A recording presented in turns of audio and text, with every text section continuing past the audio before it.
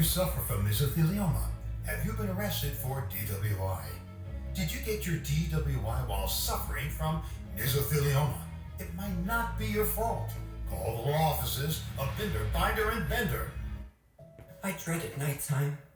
I knew I was safe, but I couldn't sleep. I felt that there was always someone watching me outside, trying to get into my home. With Once a Day Intruder, you too can feel safe and peaceful once again. Intruder can be addictive. Side effects include temporary blindness, bloating, severe abdominal cramps, and constipation. So after starting Intruder, if you haven't dropped a dookie in a week, ask your doctor to prescribe Extruder, the once-a-day colon cleanser. Now, scrambled eggs. First of all, obviously I'm going to show you how to grill a tomato and a mushroom. That's pretty obvious. But the secret behind any great scrambled egg is to make sure you do not overcook it. To make sure you do not overcook it. Do not overcook it. I'm so pissed off at Gordon Ramsay.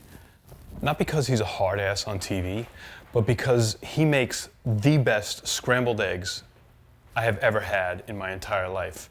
And I just think it's really frustrating that he comes up with such a simple idea and I didn't think of it first.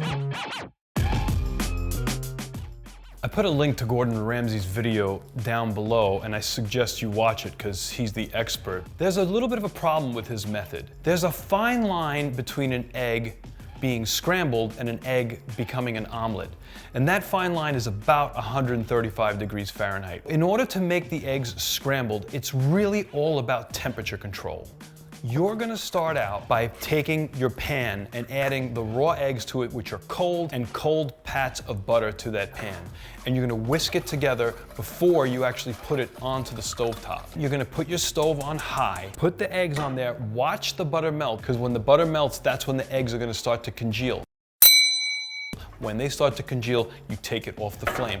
Let the egg mixture and the butter mixture cool off a little bit. Then you're gonna put it back on and you go on and off and on and off until your eggs look creamy, not raw, not wet, and that's a perfect scrambled egg. Spectacular. What I want to do is show you a much better way of doing this. So we want to control that temperature. And the way we do that is basically using a double boiler or a makeshift sous vide.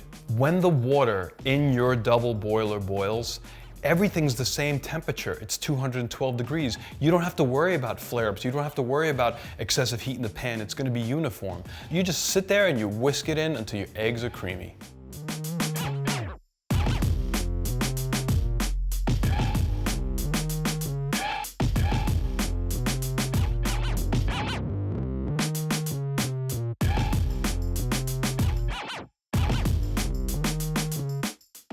Now, unfortunately, this doesn't solve a major problem for me.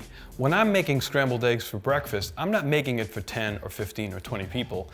I'm making scrambled eggs for 100, 200 people. And to make it the way Gordon Ramsay does, even with my sous vide bath, I would need like 5 sous chefs sitting there scrambling eggs over the water. So I think I'm gonna mess around a little bit and see if I could do this in volume. Now, please do me a favor, don't do this at home. This is strictly for entertainment purposes only.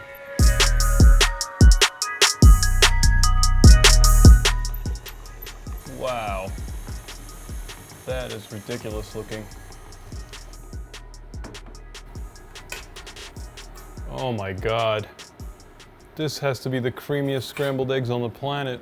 It's like mashed potatoes.